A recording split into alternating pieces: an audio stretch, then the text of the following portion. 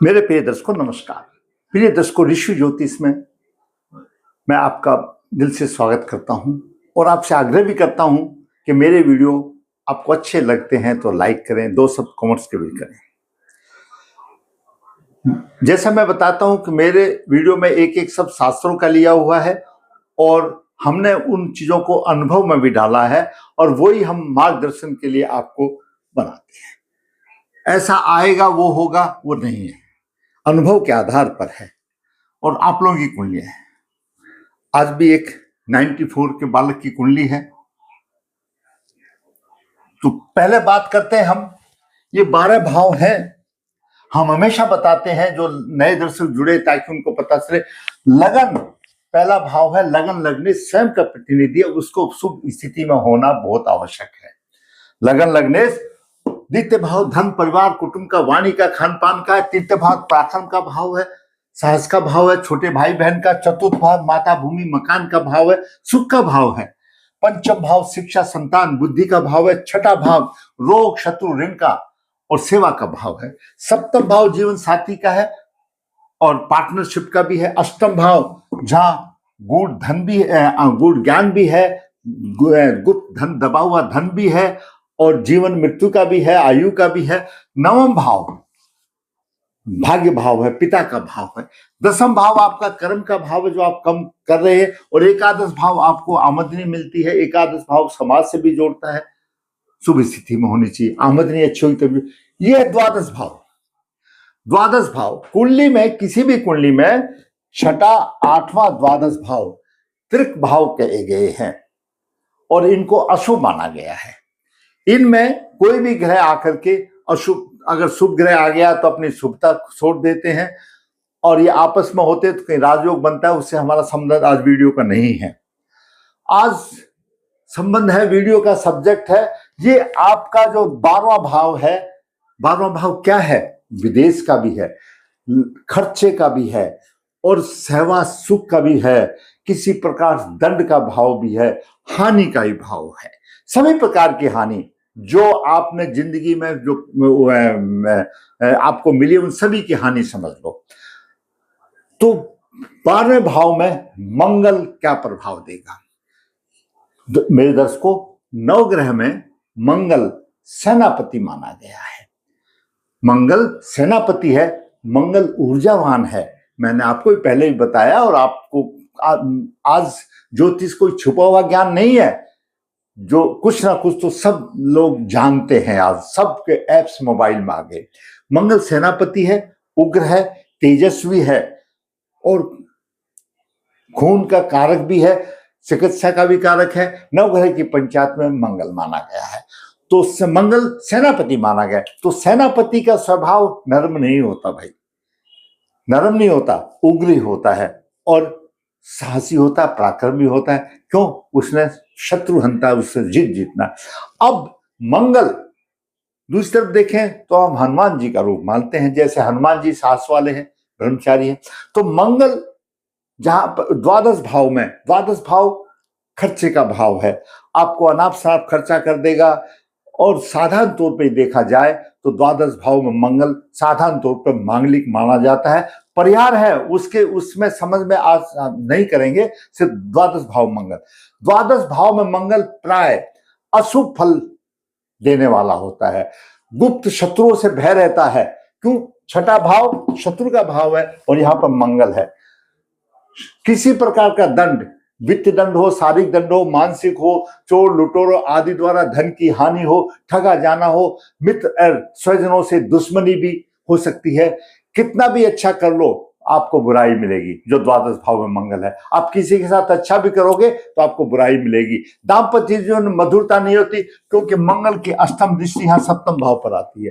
दाम्पत्य जीवन में मधुरता नहीं होती, किसी गलत चीज की लत भी लग जाती है। मंगल साहसी है, हिंसा प्रवृत्ति है मंगल की, और ये एक जगह टिकता नहीं है और इसलिए यानी साहस भरे काम कर देता है तो किसी का दंड का भी हो जाता है, अपराध भी हो सकता है।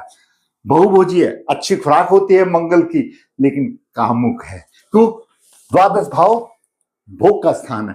कामुक है। ये मैं आपको तकरीबन साधारण तौर पर सही बता रहा हूं। स्त्री सुख की कमी रहती है, एक से अधिक विवाह की भी संभावनाएं बढ़ जाती हैं, और अधिक पापी होने से तो भाई एवं संतान के लिए भी पापी है।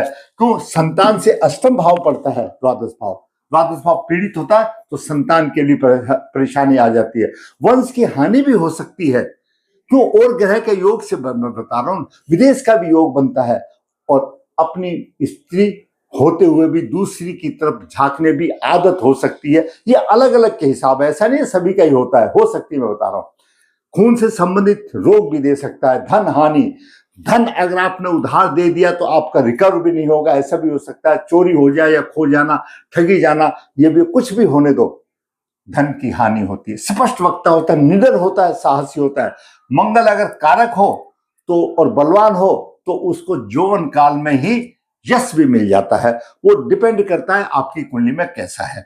अगर साधारण तौर पर हम देखें, यहां पर मेष राशि अगर आपकी है, मेष राशि में अगर मंगल है तो धन को लापरवाही से खर्च करेगा, किसी प्रकार का दंड भी हो सकता है, भाई के सुख में कमी होगी, क्योंकि वृषभ लगन का होता है उस टाइम पर। अगर यहाँ पर वृषभ राशि में है, यहाँ पर वृषभ राशि में होगा तो मिथुन लगन होगा, वृषभ राशि में होगा तो आमदनी के भाव का स्वामी होगा। यहाँ पर एक राशि होगी, जितना कमाएगा सारा ही खर्च कर देगा, कामुक प्रवृत्ति होगी, अधिक होगी, अनैतिक संबंध भी कर सकता है, और इधर उधर झांकने की आदत होती है, और दाम्पत्य जीवन में मधुरता नहीं रहती। अगर यहाँ पर मंगल मिथुन राशि का हो, फिजूल खर्च करने वाला होता है और भोगी होता है, दूसरे विभाग की प्रबल आशाएं भी बन सकती हैं, ऐसे जातक की मिथुन राशि में होता है तो। और सेवा सुख में परेशानी, नेत्रों संबंधित रोग, ये आम बात है। शिक्षा, संतान में परेशानी आएगी, व्यवसाय में परेशानी आएगी, मानसिक तनाव होगा, क्योंकि कर्क लगन की कुंडली बनती है तो मिथुन राशि में द्वादश भाव में होता है। और कर्क लगन में क्या होता है? मंगल कहाँ का स्वामी होता है? कर्क लगन में पंचम और दसम भाव का स्वामी होता है। तो दसम भाव का स्वामी द्वादश में गया, पंचम का द्वादश में, शिक्षा के लिए तो अच्छा होगा, विदेश भी जा सकता है, लेकिन बाकी परेशानी आएगी। अब अगर कर्क राशि में हो, यहां पर कर्क राशि होगी तो यह सिंह राशि आएगी, सिंह लगन में होगी।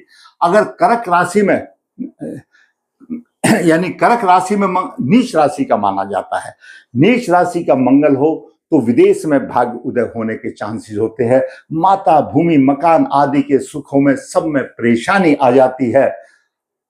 चतुर्थ और नौ भाव का स्वामी होता है, भाग्य की भी हानि होती है। रोग शत्रु बड़े शक्तिशाली ढंग से होते हैं, क्योंकि छठे भाव में उसकी उच्च राशि आ जाती है तो परेशानी होती है। दाम्पत्य जो नरकतुल हो जाता है, जीवन में भटकाव की स्थिति आ जाती है अगर यहाँ पर कर्क राशि का मंगल हो। मैं आपको सूक्ष्म रूप से मैं बता रहा हूं, नहीं तो लंबा वीडियो हो जाएगा। अगर यहाँ पर सिंह राशि में हो, अगर यहाँ पर सिंह राशि होगी तो यहाँ पर कन्या लगन आएगा। सिंह राशि का मंगल नेत्र रोग भी देगा, फिजूल खर्चा करेगा, भाई के सुख की कोई कमी नहीं। किसी भी राशि का मंगल होने दो, आपका खर्चा फिजूल खर्चा करेगा। अगर यहां पर कन्या राशि में हो तो नेत्र रोग, फिजूल खर्चा, ये आम बात है, देगा। धन की खर्चा होगा, नेत्र रोगी होगा, दंड भी होगा, और पैतृक संबंधी या तो मिलती नहीं और मिल भी गई तो उसको भी उड़ा देगा। यहाँ पर कन्या राशि में मंगल होगा तो तुला लगन होगा। अब बात करते हैं तुला राशि में। जब यहाँ पर तुला राशि होगी तो यहाँ पर वृश्चिक राशि होगी, वृश्चिक लगन होगा और तुला राशि में मंगल होगा। अनैतिक संबंध, एक से अधिक विवाह के भी योग बन जाते हैं। क्यों? तुला राशि शुक्र की राशि है, शुक्र की राशि और दोनों है वृश्चिक और तुला राशि, उसमें सबसे ज्यादा परेशानी आ जाती है। नींद में चलने की आदत भी हो जाती है, मानसिक तनाव होता है और उसका स्त्रियों के प्रति व्यवहार अच्छा नहीं होता, फिजूल खर्चा, अपना काम स्वयं बिगाड़ देता है, ऐसा जातक। अब बात करें वृश्चिक राशि में धनु लगन बनेगा। यहां पर वृश्चिक होगी तो यहां पर धनु लगन होगा। तो वृश्चिक राशि में पंचम और द्वादश भाव का स्वामी, दाम्पत्य जीवन में कष्ट, सेवा सुख में कमी आती है, खर्चा अधिक, नेत्र रोग। सप्तम से अगर बुध भी हो तो सप्तम भाव का स्वामी बुध बनेगा उस टाइम पर, तो हर प्रकार वो पीड़ित हो तो निश्चित है दूसरा विवाह होगा ही होगा, उसमें कोई बात नहीं है। अब बात करें यहां पर धनु राशि की। यहां पर धनु राशि होगी तो यहां पर मकर लगन होगा। धनु राशि में चतुर्थ भाव और 11 भाव का स्वामी होता है। घरेलू सुख की हानि होती है, जितना कमाओ उतना सारा खर्च कर देगा। संघर्ष और परिश्रम अधिक और सफलता कम मिलेगी। अगर यहां पर मकर राशि हो, मकर राशि में उच्च का माना जाता है तो खर्चा भी उच्च का ही करेगा भाई, दिल खोल के खर्चा करेगा। दाम्पत्य जीवन मधुरता नहीं रहेगी और परेशानी आएगी। धन की संबंध तो कोई भी राशि का मंगल होने दो, आंख मीच के खर्चा करेगा, कोई सोचने की बात नहीं। अगर यहां पर द्वादश भाव में आपके कुंभ राशि है, कुंभ राशि में है तो मीन लगन होगा। यहां पर मीन लगन आएगा तभी तो कुंभ राशि में होगा। धन हानि, धनेश नवेश, धन हानि, भाग्य की हानि, दाम्पत्य सुख में मधुरता नहीं, क्योंकि यहां पर जो बैठा हुआ मंगल जो है सीधा अष्टम दृष्टि से यहां पर देखता है, खर्चा भी करेगा और दाम्पत्य जीवन को भी लड़खड़ा देगा। लापरवाह, मानसिक तनाव, कोर्ट कचहरी जेल के भी योग बन जाते हैं। अगर यहां पर मीन राशि हो, यहां पर मीन राशि में हो जैसे तो मेष लगन होगा, अनैतिक संबंध बनने के चांस अधिक हो जाते हैं। स्त्री सुख कम मिलता है, लग्नेश और अष्टमेश होता है, किसी प्रकार का दंड खर्चा ये एक मामूली बात है। तो द्वादश भाव में मंगल कोई भी लगन हो अशुभ है, अशुभ माना गया है और उसके मुख्य रूप से परिणाम जो मैंने आपको बता दिए कि धन की हानि, धन के प्रति ठगा जाना, गलत जगह पर उसकी गलत लत लग जाती है, अनैतिक संबंध, दाम्पत्य सुख में परेशानियां, ये आम बात आती है द्वादश भाव में। मांगलिक माना जाता है, वो मांगलिक के परिहार के लिए अलग वीडियो हमने पहले ही बताया। तो मांगलिक कटता भी है, नहीं भी कटता है, मैंने साधारण तौर पर बताया। अभी जो मेरे पास जो कुंडली है 94 की कुंडली है। ऐसी बहुत कुंडलियां मैं आपको पहले भी बता चुका हूं, लेकिन आज बात थी द्वादश भाव का मंगल। तो यहां पर मंगल देव पर चर्चा, द्वादश भाव में मंगल, तीसरे भाव में राहु और सप्तम भाव में शनि। अगर आपके कुंडली में यहां पर तीसरे भाव में राहु है और सप्तम में शनि है और द्वादश में मंगल है, यानी किसी भी तरह से आपका द्वादश भाव, यहां पर भी राहु हो सकता है, एकादश भाव में भी राहु हो सकता है, यानी किसी भी ऐसी कुंडली में सप्तम भाव में भी पाप ग्रह हो और उसको 2 पाप ग्रह और देख रहे हो, चाहे लगन में हो सकता है, तृतीय भाव में हो सकता है, यहां हो सकता है, चतुर्थ भाव में भी मंगल हो सकता है, यानी सप्तम भाव पर 3 पाप ग्रहों का प्रभाव अगर आ गया तो बड़ी परेशानी आती है। जो मेरे पास जो कुंडली है वो सप्तम भाव पर 3 पाप ग्रह का है। सप्तम भाव में शनि है, राहु तीसरे भाव में है, राहु की दृष्टि भी सप्तम भाव पर है और मंगल की अष्टम भाव पर है। अब आप सोचो मेरे दर्शकों, आप लोगों में से 50% तो ऐसे होंगे ही जो मांगलिक दोष को जानते ही हैं।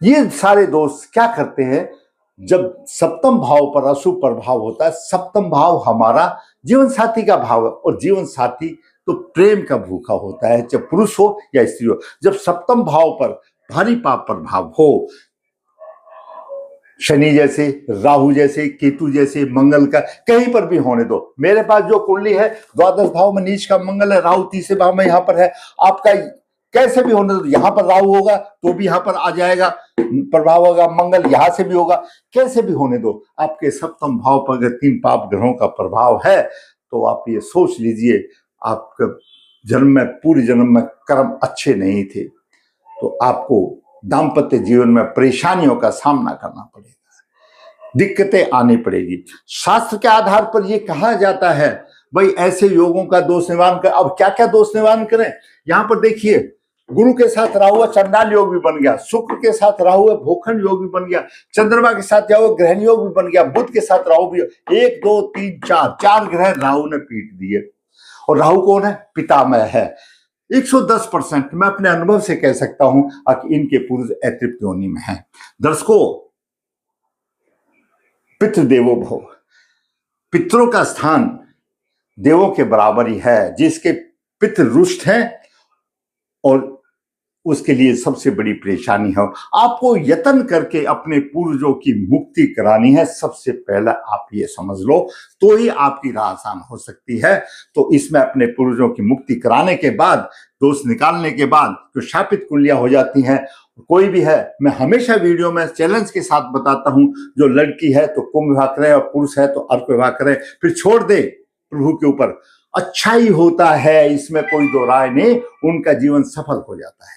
अगर आपको मेरा वीडियो अच्छा लगा तो मैं कहूंगा लाइक करें, शेयर करें, जिसे चैनल सब्सक्राइब करें ताकि आने वाली अपडेट आपको मिल सके। आपको मेरा वीडियो कैसा लगा आप कमेंट्स बॉक्स में लिखिए ताकि मेरा भी प्रोत्साहन बढ़े। धन्यवाद।